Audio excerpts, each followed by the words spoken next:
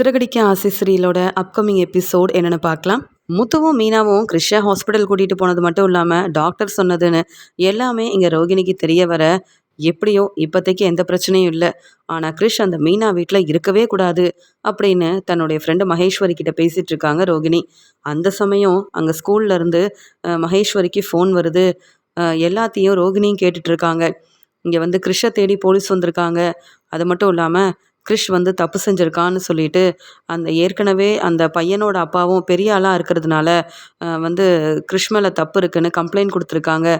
அதனால் நீங்கள் தான் வந்து பேசியாகணும், வேறு வழியே இல்லை அப்படின்னு ஸ்கூலில் வேலை பார்க்குற அந்த சாரும் மகேஸ்வரிக்கு ஃபோன் பண்ணி சொல்ல, இதெல்லாம் இப்படிலாம் நடக்கும்னு எதிர்பார்க்காத ரோகிணி பேரதிர்ச்சியோட என்னது இப்படிலாம் நடக்குது அப்படின்னு யோசிக்கிறாங்க.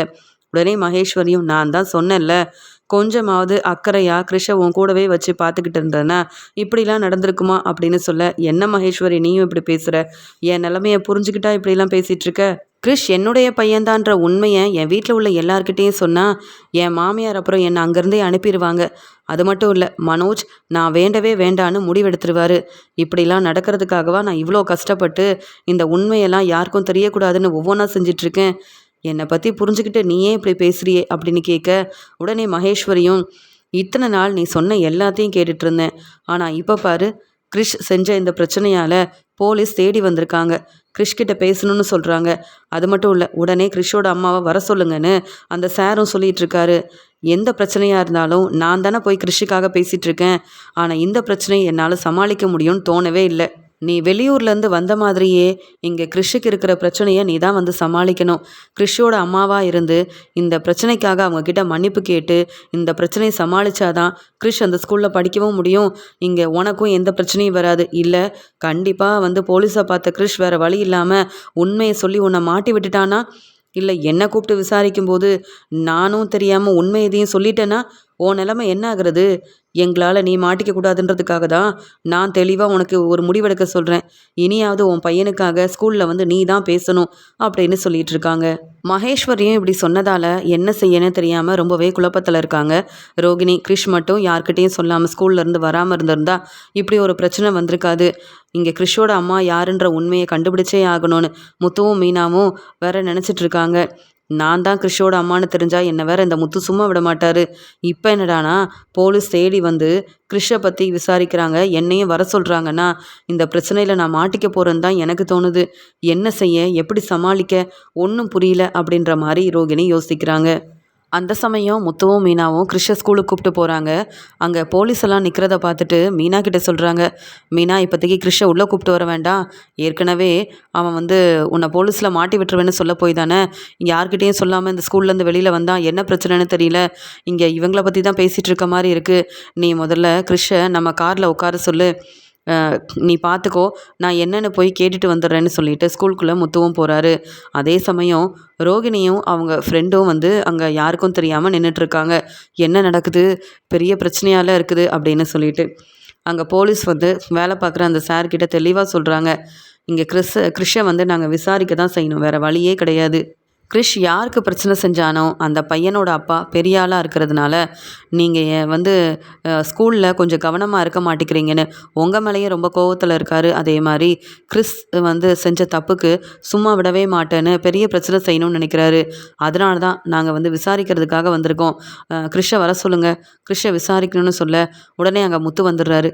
உடனே அந்த சாரும், பார்த்தீங்களா முத்து, கிறிஷால் எவ்வளோ பெரிய பிரச்சனைன்னு, நீங்கள் கிறிஷை நல்லா பார்த்துக்கிறேன்னு சொல்லி இங்கே கூப்பிட்டு வர மாட்டேங்கிறீங்க, இங்கே பாருங்கள் இப்போ போலீஸே தேடி வந்திருக்காங்க, எவ்வளோ தான் இந்த கிறிஷால் நாங்கள் பிரச்சனையை வந்து பார்த்துக்க முடியும் அப்படின்னு சொல்லி கேட்க, முத்துவும் கண் கலங்கி பேசுகிறாரு. சார் என்னை மன்னிச்சிடுங்க சார், கிறிஷ் எங்கள் கூட தான் இருக்கான், அவன் ரொம்ப சின்ன பையன் சார், ஏதோ தெரியாமல் அப்படி செஞ்சிட்டான், அதுக்குன்னு அவனை கூப்பிட்டு போகிறது, அவனை விசாரிக்கிறது, இல்லை அவனுக்கு பதில் கொடுக்குறதுன்னு வேண்டாம் சார். இப்படியெல்லாம் செஞ்சால் அவன் வாழ்க்கை என்ன ஆகுறது, எனக்கு இப்படிலாம் இருந்தால் என்ன ஆகணும்னு தெரியும் சார், நானும் இது எல்லாத்தையுமே அனுபவிச்சிருக்கேன் சார். இந்த சின்ன வயசில் கிறிஷ் சந்தோஷமாக இருக்கணும், அவங்க அம்மாவால் தான் அவன் இப்படியெல்லாம் நடந்துக்கிறான் சார், நீங்கள் கொஞ்சம் புரிஞ்சுக்கோங்க, எனக்காக சார், நான் கிறிஷுக்காக, கிறிஷ் வந்து செஞ்ச தப்புக்காக உங்கள் எல்லார்கிட்டேயும் நான் மன்னிப்பு கேட்குறேன் சார். அந்த பையனோட அப்பா கிட்ட பேசி புரிய வைங்க. அப்படிலாம் கிறிஷை நீங்கள் கூப்பிட்டு போனீங்கன்னா ஏற்கனவே கிறிஷ் ரொம்பவே பயத்துலையும் பதட்டத்துலேயும் இருக்கான், அவனால் இதெல்லாம் தாங்கிக்க முடியாது சார், பாவம் கிறிஷ் தெரியாமல் இப்படி செஞ்சுட்டான். உங்ககிட்டலாம் கிறிஷை நான் மன்னிப்பு கேட்க வைக்கிறேன். அவன் செஞ்சது தப்பு தான், எனக்கே புரியுது. ஆனாலும் எனக்காக கொஞ்சம் நீங்கள் தான் சார் பேசணும். மன்னிச்சிருங்க சார் அப்படின்னு முத்து எல்லாரும் முன்னாடியுமே மன்னிப்பு கேட்குறாரு. நானும் இதே நிலைமையில இருந்திருக்கேன். அம்மாவோட பாசம் இல்லாமல் அம்மா என் கூட பேச மாட்டாங்களான்னு ஒவ்வொரு நாளும் நான் ரொம்பவே கஷ்டப்பட்டிருக்கேன். அந்த நிலமையில தான் சார் தன்னுடைய அம்மா என்னை இங்கே வந்து கிறிஷை ஸ்கூலில் சேர்த்து விட்டுட்டு கிறிஷை பார்க்க வராமல் கண்டுக்காமல் கொஞ்சம் கூட அக்கறையே இல்லாமல் இருந்திருக்காங்க கிறிஷோட அம்மா. அதனால தான் சார் அவங்க வெளியூரில் வேலை பார்க்குறதுனால கிறிஷை கவனிக்க முடியாமல் இருக்க அதெல்லாம் நினச்ச கிறிஷ் தன்னுடைய அம்மா கூடயே இருக்கணுன்ற ஆசையில் தான் மற்றவங்க தேவையில்லாமல் பேசின உடனே அவன் கோவப்பட்டுட்டான். இப்போ கூட கிறிஷ் ரொம்ப கோவப்படுறான்னு டாக்டர்கிட்ட கூப்பிட்டு போனோம் சார். கிறிஷுக்கு எந்த பிரச்சனையும் இல்லையா. அவங்க அம்மா கூட இருந்தா அவன் இப்படிலாம் எதுவுமே தப்பு செய்ய மாட்டான்னு தான் இங்கே டாக்டரும் உடனே அவங்க அம்மா வர சொல்லுங்க, கிறிஷ் அவங்க அம்மா கூட தான் இருக்கணும்னு, வேற எந்த பிரச்சனையும் இல்லைன்னு சொல்லி அனுப்பிட்டாங்க சார். நீங்கள் கொஞ்சம் புரிஞ்சுக்கோங்க. கிறிஷ் மேலே தப்பு இல்லை. சொல்லப்போனால் கிறிஷ் இப்படி வந்து கோவப்படுறதுக்கும் இப்படி சரியாக யார் பேச்சும் கேட்காம இருக்கிறதுக்கெல்லாம் காரணம் கிறிஷோட அம்மா தான். தன்னுடைய அம்மா தான் கூடவே இருக்கணும்னு அவன் எதிர்பார்க்குறான். அதெல்லாம் நடக்கலைன்னு உடனே மற்றவங்க அவனை ஏளனமாக பேசும்போது கிறிஷுக்கு கொஞ்சம் கோவம் வருது சார். இருந்தாலும் கிறிஷோட அம்மா வரலன்னு அந்த பையனும் சொல்லி கிறிஷை அவமானப்படுத்துகிற மாதிரி பேசியிருக்க கூடாதுல்ல சார். 2 பக்கமும் தப்பு இருக்குது. ஆனால் கிறிஷ் கோவப்பட்டதெல்லாம் சரின்னு நான் சொல்லவே மாட்டேன். கிறிஷுக்காக நான் மன்னிப்பு கேட்குறேன். வேணும்னா அந்த பையனோட அப்பா கிட்ட வேணாலும் நான் வந்து பேசுகிறேன், மன்னிப்பு கேட்குறேன். ஆனால் கிறிஷோட வாழ்க்கையில் பிரச்சனை எதுவும் செஞ்சிடாதீங்க சார். அதெல்லாம் என்னால் தாங்கிக்கவே முடியாது. பாவம் கிறிஷ், இனி இப்படி செய்யாமல் நான் பார்த்துக்கிறேன் அப்படின்னு சொல்லி முத்து அழுதுகிட்டே எல்லாரும் முன்னாடி மன்னிப்பு கேட்குறாரு. தன்னுடைய நிலைமையை நினச்சி பார்க்குறாரு. இப்படி தானே எங்கள் அம்மாவும் என்னை கண்டுக்காமல் இருக்க எல்லாரும் என்னை தப்பாக புரிஞ்சுக்கிட்டு நானும் இந்த நிலமையில நின்றுருக்கேன்ல, அப்போ கூட எங்கள் அம்மா எனக்கு சப்போர்ட் பண்ணலையே அப்படின்னு சொல்லி என் நிலமையிலேயே இப்போ வந்து கிறிஷும் இருக்கானே அப்படின்னு இதெல்லாம் நினச்சி பார்த்து தாங்கிக்க முடியாத முத்து கண் கலங்கி அழ ஆரம்பிக்கிறாரு. உடனே அங்கே வந்த போலீஸும் முத்து பேசுகிறதெல்லாம் கேட்டுட்டு, தம்பி உங்கள் நல்ல மனசு எனக்கு தெரியுது. ஏதோ அந்த கிறிஷ் தெரியாமல் பண்ணிட்டான்னு நீங்கள் நினைக்கிறீங்க. இருந்தாலும் அங்கே வந்து அந்த பையனோட அப்பா ரொம்ப பெரிய பிரச்சனை செய்யணும்னு நினைக்க அவர்கிட்ட உங்களை பற்றி நாங்கள் பேசுகிறோம். ஆனால் அவர் வந்து எதுக்கும் ஒத்துக்கலைன்னா வேறு வழி இல்லை, மறுபடியும் நாங்கள் கிறிஷை தேடி வருவோம்.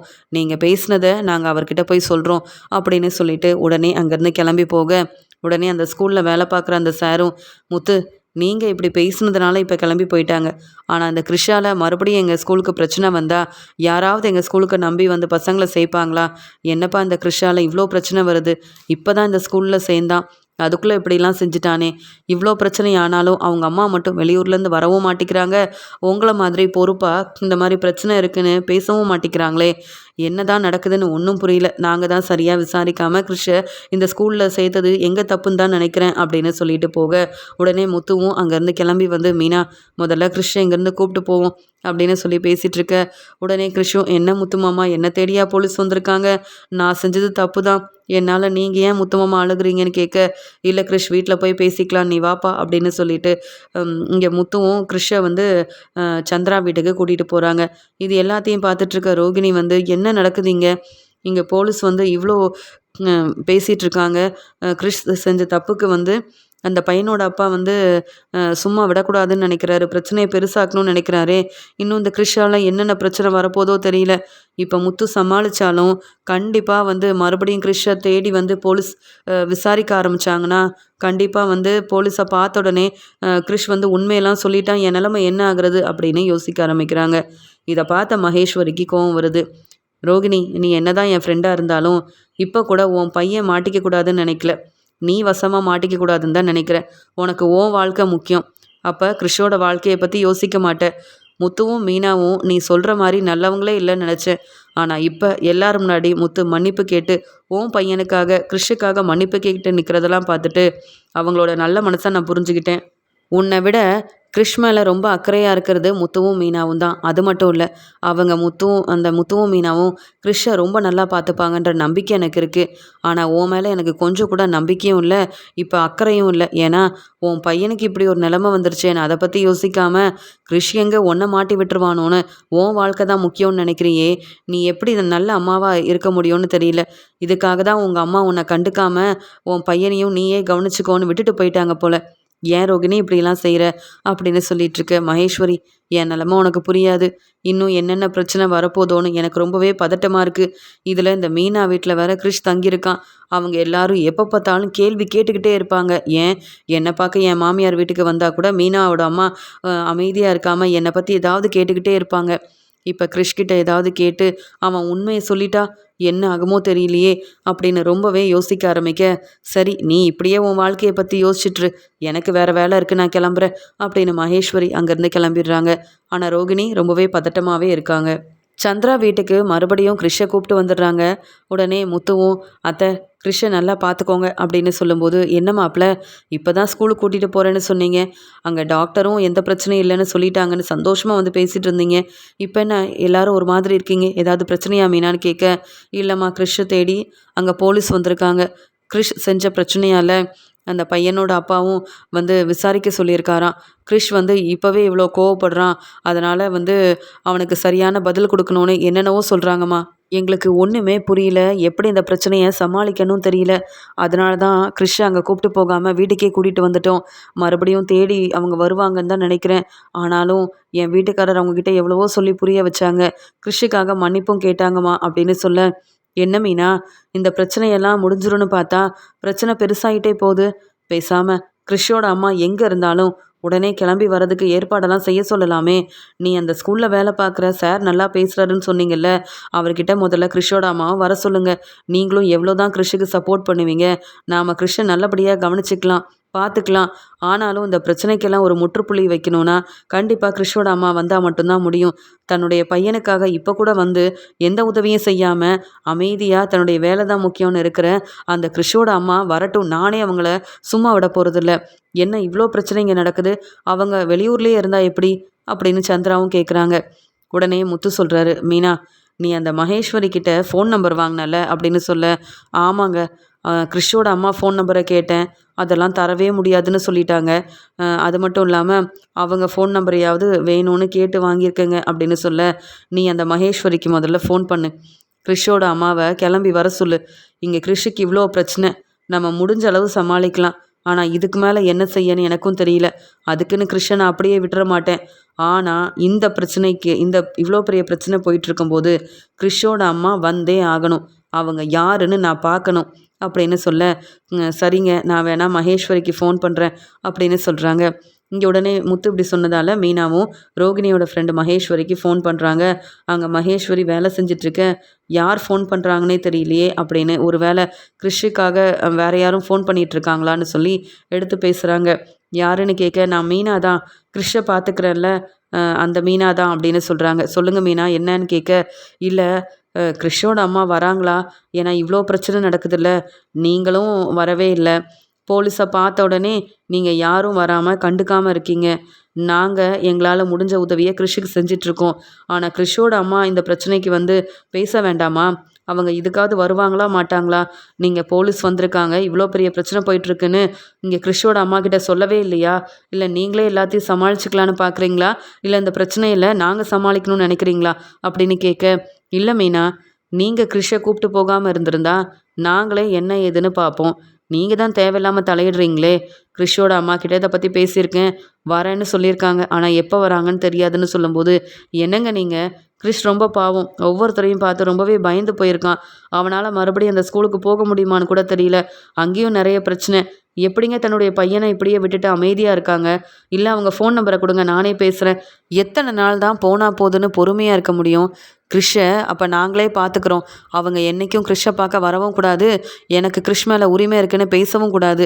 இந்த பிரச்சனைக்காக நாங்கள் கஷ்டப்படுற அளவு இங்கே கிறிஷோட அம்மாவுக்கு கிறிஷ் மேலே இவ்வளோ அக்கறையே இல்லாமல் இருக்காங்க அப்படின்னு பேசிகிட்டு இருக்காங்க மீனா.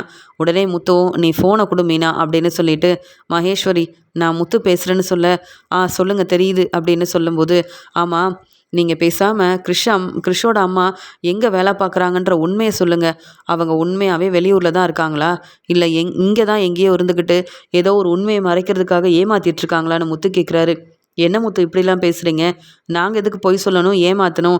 அப்படியெல்லாம் எங்களுக்கு ஏமாத்தவும் தெரியாது, பொய் சொல்லவும் தெரியாது. கிறிஷோட அம்மா வரேன்னு சொல்லியிருக்காங்க.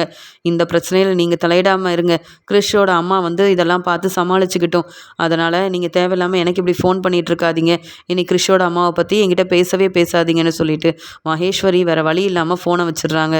இப்படி கிறிஷால நெறைய பிரச்சனை வந்ததால, இங்க வேலைக்கும் போக முடியாம, பார்லர் வேலையும் செய்ய முடியாம, வீட்டுக்கு திரும்பி வந்துடுறாங்க ரோகிணி. வீட்டுக்கு வந்த ரோகிணி அங்க விஜயா உட்காந்துருக்கிறத கவனிக்காம, ஏதோ ஒரு யோசனையில தன்னுடைய ரூமுக்கு போக, உடனே விஜயாவும், "ரோகிணி, என்ன இப்பதானே வெளியில வேலை இருக்குன்னு கிளம்பி போனேன். அதுக்குள்ள வீட்டுக்கு வந்துட்ட?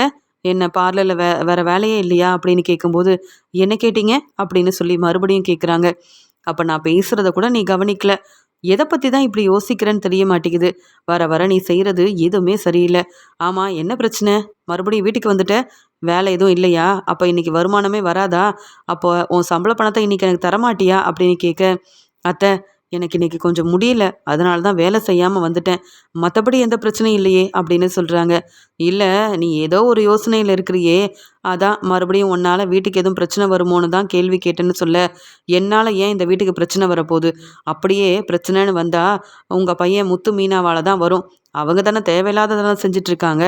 அந்த கிறிஷ பார்த்துக்கிறேன்னு சொல்லி கிறிஷ வந்து மீனா தன்னுடைய அம்மா வீட்ல தங்க வச்சதே தப்பு தான். என்னைக்கு அந்த கிறிஷோட அம்மா வந்தாலும் இவங்களுக்கு பிரச்சனை தானே வரும். இத பத்திலாம் நீங்க யாரும் முத்து மீனா கிட்ட பேசவே மாட்டேங்கிறீங்கல்ல" அப்படின்னு சொல்லும்போது, உடனே விஜயா சொல்றாங்க, "ஆமா, இங்க என்ன கிறிஷ் உன்னுடைய பையனா? நீ உனக்கு எதுக்கு இவ்வளோ கோவம் வருது? நீ எதுக்கு இத பத்திலாம் பேசிட்டு இருக்க? பிரச்சனை வந்தா எப்படி சமாளிக்கணும்னு முத்து மீனாக்கு தெரியாதா என்ன? அதெல்லாம் தெரிஞ்சுக்கிட்டு தானே கிறிஷ நாங்க பார்த்துப்போன்னு அவங்க ஒரு முடிவெடுத்திருக்காங்க. நீ எதுக்கு இத பத்தி பேசிட்டு இருக்க? உனக்கு என்ன பெருசா கிறிஷ் மேலயும் கிறிஷ் மேல இவ்வளோ அக்கறை?" அப்படின்னு கேட்க, "அதெல்லாம் ஒண்ணும் இல்ல. முத்து மீனாவால பிரச்சனை வந்துரக்கூடாதுன்னு தான்" அப்படின்னு சொல்லிட்டு அமைதியா தன்னுடைய ரூமுக்கும் போறாங்க. வீட்டுக்கு வந்தா கொஞ்சம் நிம்மதியா இருக்கலான்னு பார்த்தா, வீட்டுக்கு வந்த உடனே விஜயா அத்தை கேள்வி கேட்குறாங்க. நான் வேற தேவையில்லாம இந்த வீட்ல கிறிஷ பத்தி இனி பேசவே கூடாது. என்ன செய்ய? போலீஸ் வந்திருக்காங்க. கிறிஷ பார்க்கணும், கிறிஷ விசாரிக்கணும், கிறிஷ கூப்பிட்டு போகணும்னு சொல்றாங்க. என் பையன் கிறிஷுக்கு இப்படி ஒரு நிலைமை வந்ததுக்கு காரணம் நான் தான். அவன கூடவே இருந்து பார்த்துக்கவும் முடியாம, எல்லா இடத்துலயும் அவன தனியாவே தங்க வச்சு, தனியாவே விட்டதுனால, இப்ப இவ்ளோ பெரிய பிரச்சனை வந்துருச்சு. டாக்டரும் இத தானே சொன்னாங்க. இப்ப நான் என்ன முடிவெடுக்கன்னு தெரியலன்னு யோசிக்கும்போது, மகேஸ்வரி ரொம்பவே பதட்டமா ஃபோன் பண்றாங்க. "ரோகிணி, நீ எங்க இருக்கன்னு?" கேட்க, "இப்பதான் வீட்டுக்கு வந்தேன்னு" சொல்றாங்க.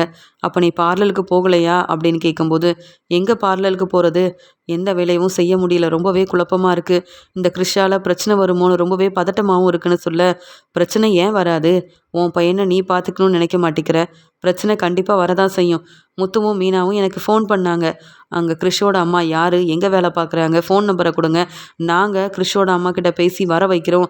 கிறிஷுக்கு இவ்ளோ பிரச்சனை இருக்கும்போது, இப்ப கூட அவங்க அம்மா வரலன்னா, இது சரியா தெரியல. ஏதோ ஒரு உண்மைய மறைக்கிறாங்க. யார் தான் கிறிஷோட அம்மான்னு என்ன கேள்வி கேட்குறாங்க. நான் என்ன பதில் சொல்லட்டும்? அவங்க இனி எனக்கு ஃபோன் பண்ணவே கூடாது.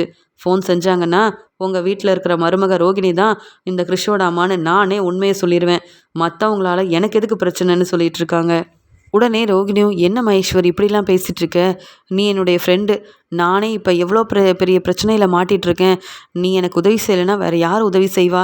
அப்படியா? முத்துவும் மீனா உனக்கு ஃபோன் பண்ண ஆரம்பிச்சிட்டாங்களா? அவங்களுக்கு என் மேல சந்தேகம் வந்திருக்கும்னு தான் தோணுது. அதனால தான் இப்படி உன்னை வந்து கேள்வி கேட்குறாங்க. உனக்கு ஃபோன் பண்ணியிருக்காங்க. சரி, நாளைக்கு முத்து மீனா வரலனா போலீஸை பார்க்க நானே போகிறேன். அங்கே ஸ்கூலில் பேசி இந்த பிரச்சனைக்கு ஒரு முற்றுப்புள்ளி வைக்கிறேன். முத்து மீனாவே இவ்வளோ அக்கறையாக என் பையனுக்காக மன்னிப்பு கேட்குறாங்கன்னா, கிருஷிக்காக நானும் பேசி தானே ஆகணும். இனி மற்றவங்கள நம்பி ஒரு பிரயோஜனமும் இல்லை. என் பையன் கிருஷால வந்த பிரச்சனையை நான் தான் சமாளிக்கணும்.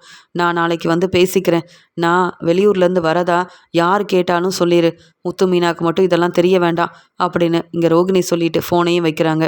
இங்கே சந்திரா வீட்டில் இருக்க கிறிஷும் சரியாக சாப்பிடாம, என் அம்மா என் கூட இருந்திருந்தா இவ்வளோ பெரிய தப்பை நான் செஞ்சுருக்கவே மாட்டேன். இப்படி நான் ரொம்ப கோவப்பட்டதுனால எனக்கு பிரச்சனை, இவ்வளோ பெரிய பிரச்சனை வந்துருச்சு. என்னை தேடி போலீஸ்லாம் வந்திருக்காங்க. பாவம் முத்து மாமாவும் மீனாத்தையும் என்னால் ரொம்பவே மனசு வேதனையோடு இருக்காங்க. நான் இப்படி செஞ்சுருக்கவே கூடாது. இருந்தாலும் எங்கள் அம்மா என்னை பற்றின உண்மையை யார்கிட்டையும் சொல்லிடாதுன்னு சொல்கிறாங்களே தவிர்த்து என் மேலே அக்கறையே இல்லை. எங்கே எப்போ பார்த்தாலும் என்னை திட்டிக்கிட்டே இருக்காங்க. என்ன செய்யன்னு தெரியல அப்படின்னு. இங்கே வந்து யோசனை பண்ணேன். உடனே சந்திராவும், என்ன கிரிஷ் எதை பற்றி யோசனை பண்ணுற? நீ முதல்ல சாப்பிடுன்னு சொல்லும்போது, இல்லை எனக்கு சாப்பாடெல்லாம் வேண்டாம் அப்படின்னு சொல்ல, நீ இங்கே வந்ததுக்கப்புறம் எவ்வளோ சந்தோஷமாக இருந்த. நாங்கள் சொன்ன எல்லாத்தையும் கேட்டல. மறுபடியும் ஏன் அடம்பிடிக்கிறேன்னு கேட்க, அதெல்லாம் நான் அடம்பிடிக்கல. எனக்கு இப்போ சாப்பாடு வேண்டாம். எங்கள் அம்மா இருந்திருந்தா எனக்கு இந்த பிரச்சனை வந்திருக்காதுல்ல. எங்கள் அம்மா ஏன் இன்னும் என்னை பார்க்க வரலன்னு தான் யோசனை பண்ணிகிட்ருக்கேன்னு சொல்ல, கண்டிப்பாக உங்கள் அம்மாவை முத்து மாப்பிள்ளை வர வைப்பார். உங்கள் அம்மா வந்து உனக்காக பேசுவாங்க. உங்கள் அம்மாவுக்கு உன் மேலே கண்டிப்பாக அக்கறை இருக்கும். உன்னை தேடி வருவாங்க. அது வரைக்கும் நீ பொறுமையாக இருக்கணும். இப்போ நீ சாப்பிடு கிரிஷ், அழாத. உன்னால் பாத்தியா எவ்வளோ பெரிய பிரச்சனையெல்லாம் வந்துருச்சு.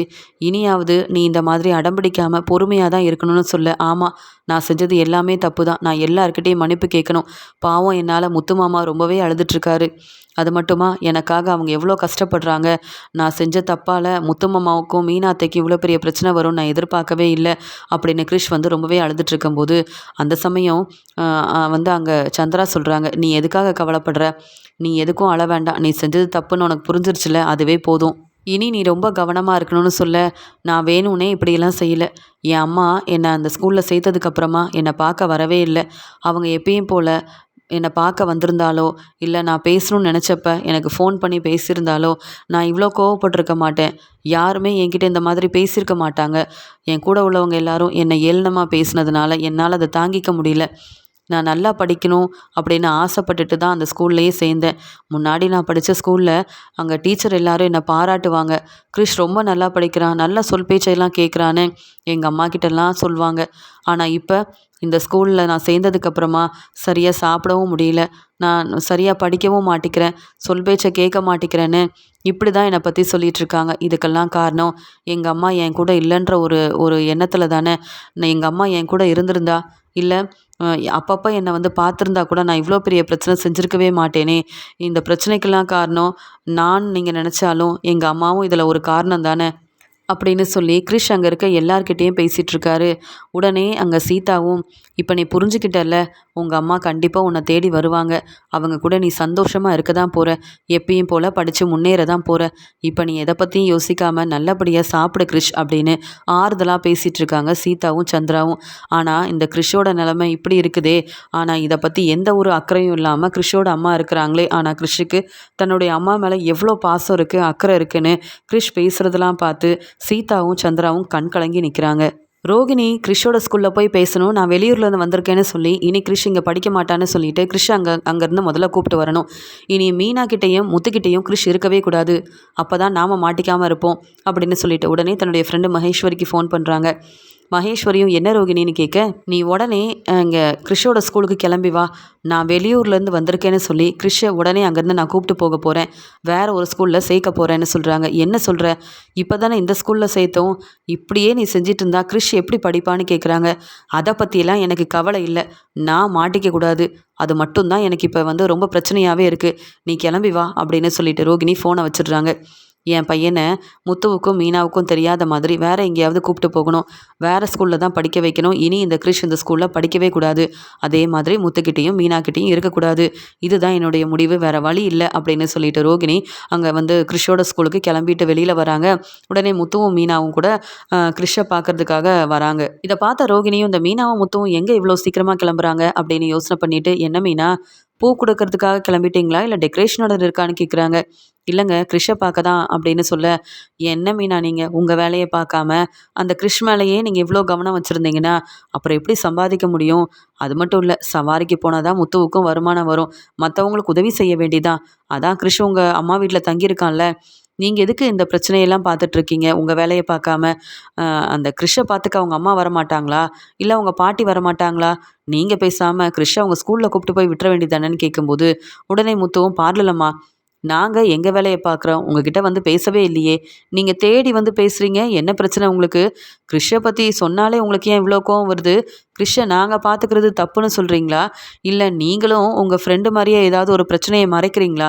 என்ன நீங்கள் ஏன் வந்து இதை பற்றிலாம் பேசுகிறீங்கன்னு முத்து சந்தேகத்தோடு கேட்க, அப்படிலாம் இல்லை முத்து, உங்களுக்கும் மீனாவுக்கும் பிரச்சனை வரக்கூடாதுன்ற நல்ல எண்ணத்தில் பேசினாலும் நீங்கள் புரிஞ்சிக்க மாட்டேங்கிறீங்க.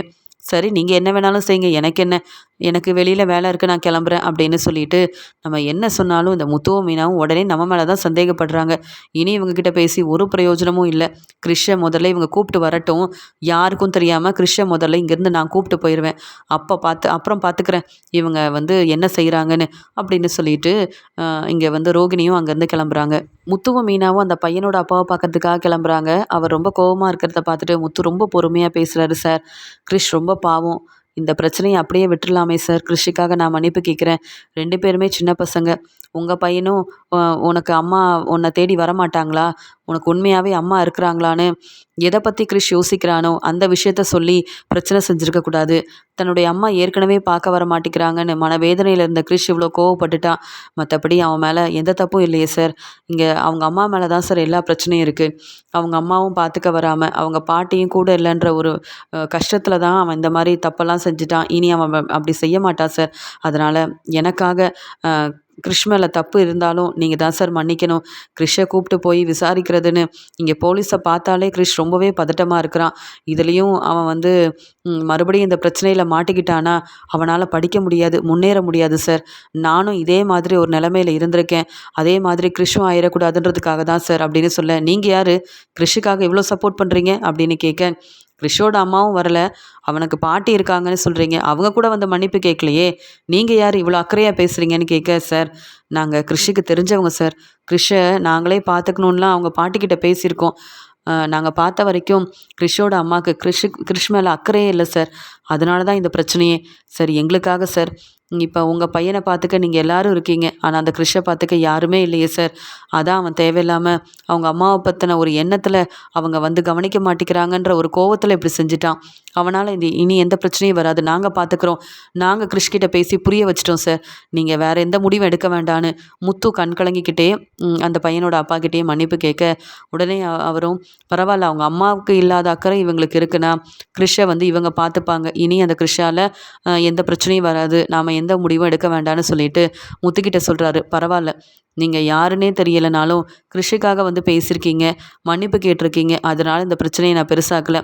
கிறிஷை கூப்பிட்டு போங்க, நான் இனி அங்கே எந்த போலீஸையும் அனுப்பவும் மாட்டேன், யாராலையும் எந்த பிரச்சனையும் வராது, இப்போவே நான் ஃபோன் பண்ணி சொல்லிடுறேன் அப்படின்ற மாதிரி பேசிகிட்ருக்க, முத்துவும் மீனாவும் ரொம்ப நன்றி சார், நீங்கள் இப்படி மனசு மாறணுன்றதுக்காக தான் உங்களை பார்க்கவே நாங்கள் வந்தோம் அப்படின்னு சொல்லிட்டு, இப்போ ஒரு பிரச்சனையெல்லாம் முடிஞ்சிருச்சுன்ற சந்தோஷத்தில் முத்துவும் மீனாவும் அங்கே கிறிஷை கூப்பிட்டு போயிட்டு நம்ம ஸ்கூலில் விட்டுறலாம், எந்த பிரச்சனையும் இனி வராது அப்படின்னு சொல்லி நினச்சிட்டு கூப்பிட்டு போகிறாங்க.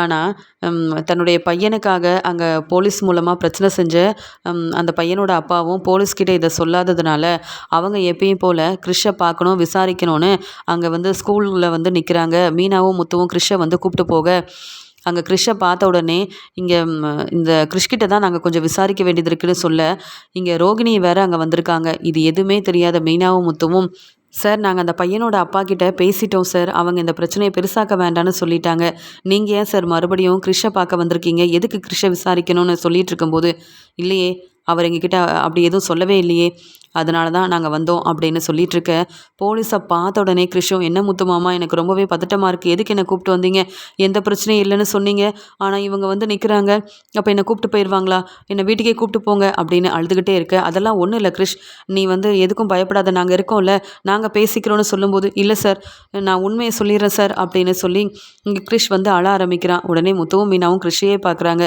எந்த உண்மையை கிறிஷ் சொல்ல போகிறான், ஒன்றும் புரியலையேன்னு சொல்லிட்டு, கிறிஷ் என்ன உண்மையை சொல்ல போகிறேன்னு சொல்ல, இல்லை இவங்க என்னை கூப்பிட்டு போயிடுவாங்க, என் அம்மாவும் எனக்காக வரமாட்டாங்க போல், அவ்வளவுதான், எனக்கு தான் நிறைய பிரச்சனையாகும், எங்கள் அம்மா இங்கே தான் சார் இருக்காங்க, நீங்கள் வேணும்னா எங்கள் அம்மாவை கூப்பிட்டு விசாரிங்க, நான் எந்த தப்பும் இப்படிலாம் செய்யவே மாட்டேன் சார் அப்படின்னு சொல்ல, உங்கள் அம்மா இங்கே தான் இருக்காங்களா அப்படின்னு பேசும்போது, உங்கள் அம்மா வெளியூரில் இருக்கிறாங்கன்னு தானே நீ சொல்லிகிட்டு இருந்த, உங்கள் அம்மாவும் உன்னை இங்கே ஸ்கூலில் சேர்க்கும் போது அப்படி தானே பேசுனாங்கன்னு அந்த ஸ்கூலில் வேலை பார்க்குற அந்த சாரும் சொல்ல, போலீஸை பார்த்த உடனே ரொம்பவே பதட்டமாக இருந்த கிறிஷ், என்ன சொல்கிறோம் என்ன செய்கிறோன்னு தெரியாமல், எங்கள் அம்மாவை வர சொல்லுங்கள், எனக்காக எங்கள் அம்மா பேசட்டும், எங்கள் அம்மா பக்கத்தில் தான் இருக்காங்க, மீனாத்தை உங்கள் வீட்டில் இருக்காங்கல்ல ரோகிணி, அவங்க தான் என் அம்மா, இந்த உண்மையெல்லாம் தெரிஞ்சால் அவங்களுக்கு பிரச்சனை வருன்றதுக்காக தான் நான் வெளியூரில் வேலை பார்க்குறேன்னு எல்லாருக்கிட்டையும் எங்கள் அம்மா போய் சொல்லியிருக்காங்க, இப்போ என்னை தேடி போலீஸ் வந்துட்டாங்க, நீங்களும் என்னை இங்கே கூப்பிட்டு வந்துட்டீங்க, எனக்கு வேறு வழி தெரியல, எங்கள் அம்மாவை வர சொல்லுங்கள், எங்கள் அம்மா வேறு யாரும் இல்லை, இங்கே உங்கள் வீட்டில் இருக்கிற ரோகிணி தான் அப்படின்னு சொல்லி அழுதுகிட்டே பேச,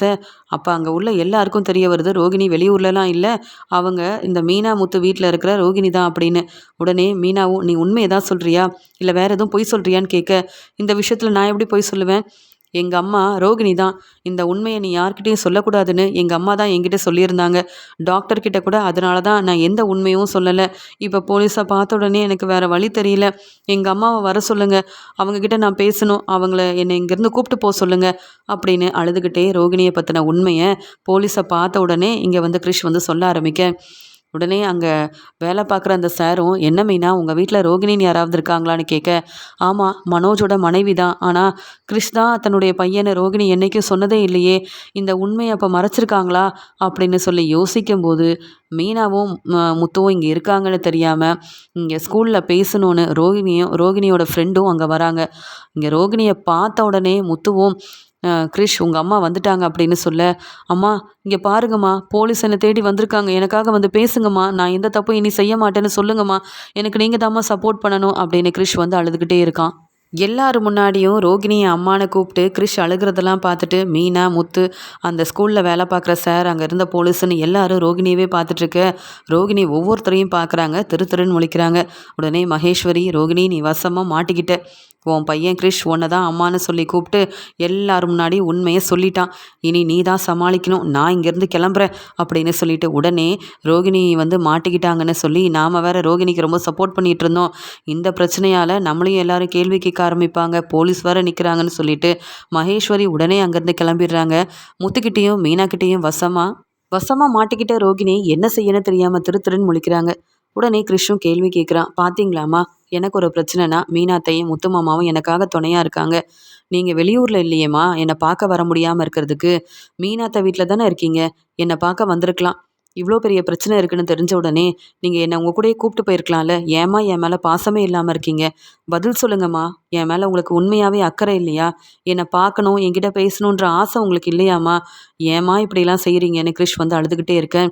அங்கே இருக்க எல்லாரும் ரோகிணியவே பார்த்துட்டு இருக்கும்போது அமைதியாக இரு கிரிஷ் அப்படின்னு சொல்ல, என்னை பார்க்குறப்பெல்லாம் இப்படி தாம்மா திட்டுறீங்க, நான் என்னம்மா பெரிய தப்பு பண்ணிட்டேன், ஏம்மா என்னை பிரிஞ்சே இருக்கணும்னு நினைக்கிறீங்கன்னு கிரிஷ் ரொம்பவே மனசு வேதனையோடு அழுகிறான். இதை பார்த்த மீனாவும் ரோகிணி நீங்கள் இப்பயாவது உண்மையை சொல்லுங்கள், கிரிஷ் வந்து அம்மான்னு உங்களை கூப்பிட்டப்ப நீங்கள் வந்து பதில் பேசாமல் இருக்கிறீங்களே, கிரிஷோட அம்மா தானே நீங்கள், ஏன் ரோகிணி இந்த உண்மையெல்லாம் மறைச்சி இங்கே மனோஜையும் கல்யாணம் பண்ணிக்கிட்டு கிரிஷுக்கு ஒரு பிரச்சனைன்னு வரும்போது கண்டுக்காமல் இருக்கீங்க, நீங்கள் செய்கிறதெல்லாம் தப்புன்னு உங்களுக்கு தெரியவே இல்லையான்னு மீனா கேள்வி கேட்க, உடனே முத்துவும் அது எப்படி தெரியும், எவ்வளோ வேணாலும் பொய் சொல்லலாம்னு நினச்சி ஏமாற்றிட்டு தன்னுடைய வாழ்க்கைக்காக தான் பையனை பற்றி யோசிக்காமல் இருக்கிற இந்த ரோகிணிலாம் ஒரு நல்ல அம்மாவே கிடையாதுன்னு சொல்லி முத்துவும் பேச ஆரம்பிக்க, உடனே அங்கே இருந்த போலீஸும் என்னம்மா கிரிஷோட அம்மா நீங்கள் தானா அப்படின்னு கேட்க, சார் நான் தான் சார், கிரிஷை விட்டுருங்க சார், கிரிஷ் ஏதோ தெரியாமல் இப்படி ஒரு தப்பு பண்ணிட்டா சார், இனி அப்படி செய்யாமல் நான் பார்த்துக்கிறேன் சார், என் பையனை கூப்பிட்டு போய் விசாரிக்கிறதுன்னு பிரச்சனையை பெருசாக்கிற வேண்டாம் சார் அப்படின்னு ரோகிணி அழுகிறாங்க. உடனே அங்கே இருந்த போலீஸும் இத்தனை நாள் நீங்கள் பக்கத்தில் இருந்துக்கிட்டு ஏன் வராமல் இருந்தீங்க, இவங்க 2 பேரும் வந்து தான் எங்ககிட்ட பேசினாங்க, கிரிஷை உங்கள் பையனே சொல்லாமல் இந்த குடும்பத்தில் உள்ள எல்லாரும் ஏமாத்திருக்கீங்களா அப்படின்னு கேட்க, சார் என்னை மன்னிச்சிருங்க, நான் செஞ்சது எல்லாமே தப்பு, எல்லார்கிட்டையும் நான் மன்னிப்பு கேட்டுறேன், அதுக்காக கிரிஷுக்கு இருக்கிற பிரச்சனையை நீங்கள் தான் சார் சமாளிக்கணும், என் பையனை இங்கேருந்து கூப்பிட்டு போயிடாதீங்க சார் அப்படின்னு ரோகிணி ரொம்பவே பதட்டமாக அழ ஆரம்பிக்கிறாங்க. அங்கே வந்து போலீஸ் வந்து ரோகிணி கிட்ட கேள்விக்கு மேலே கேள்வி கேட்க, ஒவ்வொரு உண்மையாக ரோகிணி முத்து மீனா முன்னாடியே சொல்ல ஆரம்பிக்கிறாங்க. போலீஸ் ரோகிணி கிட்ட கேள்வி கேட்டு விசாரிச்சதுக்கு அப்புறமா கிறிஷோட அம்மா ரோகிணின்னு தெளிவாக முத்துவும் மீனாவும் புரிஞ்சுக்கிறாங்க. அங்கே இருந்த அந்த ஸ்கூலில் வேலை பார்த்த சாருக்கும் அப்போ தான் புரியுது, இந்த கிறிஷோட அம்மா நிறையா பொய் சொல்லி ஏமாத்திருக்காங்க, அதனால தான் கிறிஷை பார்க்க வராமல் பாவம் கிரிஷ் உண்மையவும் சொல்ல முடியாமல் தன்னுடைய அம்மா வரலன்ற ஒரு பாசத்தில் இவ்வளோ பெரிய பிரச்சனை செஞ்சிட்டான்.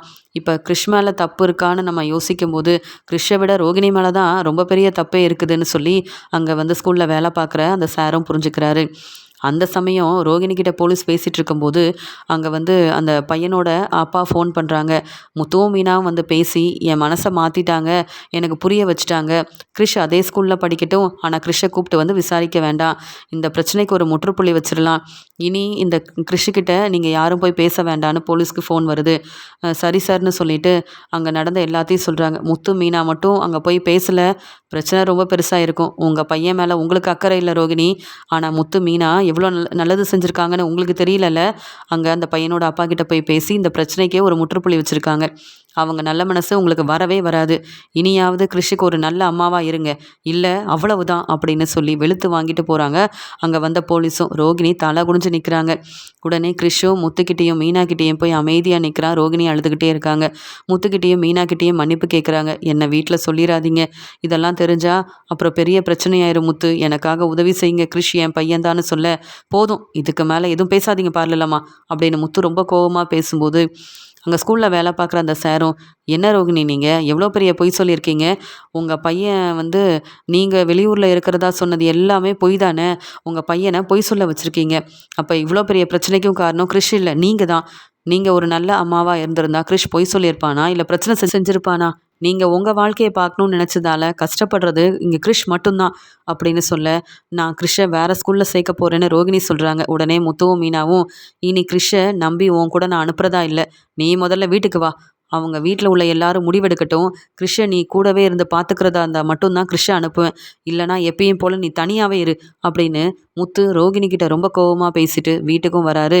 கிறிஷையும் கூப்பிட்டு வந்து நடந்த உண்மை எல்லாத்தையும் வீட்டில் உள்ள எல்லார்கிட்டேயும் சொல்லி ரோகிணியை வசமாக மாட்டி விட்டுறாரு முத்து. அது மட்டும் இல்லாமல் போலீஸ் முன்னாடி ரோகிணி சொன்ன உண்மை தலை குனிஞ்சி அவமானப்பட்டு நின்னதுன்னு அங்கே நடந்த எல்லாத்தையுமே சொல்ல, உடனே மனோஜும் இப்படிலாம் நடக்கும்னு எதிர்பார்க்காத மனோஜ் ரோகிணி மேலே ரொம்ப நம்பிக்கை வச்சுருந்ததுனால இங்கே கிறிஷையும் கூப்பிட்டு வந்து முத்துவும் மீனாவும் நடந்ததெல்லாம் சொன்னதை கேட்டுட்டு கண்கலங்கி நிற்கிறாரு மனோஜ்.